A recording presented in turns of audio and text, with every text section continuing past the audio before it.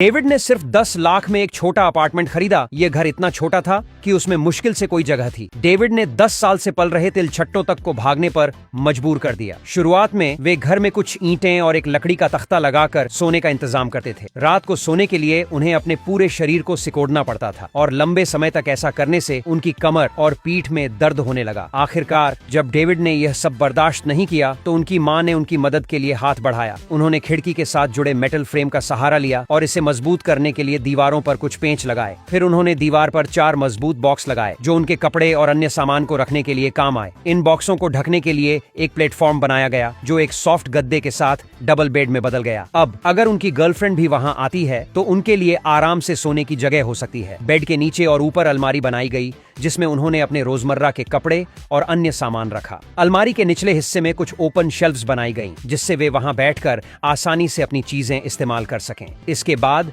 वहां उन्होंने एक छोटे से कोने में वॉल माउंटेड टॉयलेट इंस्टॉल किया। उसके ऊपर उन्होंने एक इलेक्ट्रिक स्टोव रखा जहां वे अपना खाना बना सकते थे। इसके बगल में एक छोटी सी अलमारी बनाई गई जिसमें उनके दैनिक उपयोग के सामान जैसे मसाले और तेल रखे जा सकते हैं। यहाँ तक कि दीवार पर उन्होंने कुछ हुक भी लगाए जहां वे अपने बैग और अन्य सामान टांग सकते हैं। डेविड ने अपनी जरूरतों के अनुसार एक छोटी सी टेबल भी बनाई जिसे काम करने के लिए इस्तेमाल किया जा सकता है। इसके ऊपर एक किताबों की शेल्फ लगाई जहां उन्होंने अपने ऑफिस के सारे डॉक्यूमेंट्स और किताबें रखी। जरूरत पड़ने पर यह टेबल खाने की मेज में भी बदल जाती है। इस छोटे से घर को और आरामदायक बनाने के लिए उन्होंने एक प्रोजेक्टर लगाया ताकि वे अपने बेड पर लेटकर मूवी का मजा ले सकें। आखिर में जब इस घर का नतीजा सामने आया तो यह न केवल खूबसूरत बल्कि बेहद उपयोगी भी बन चुका था।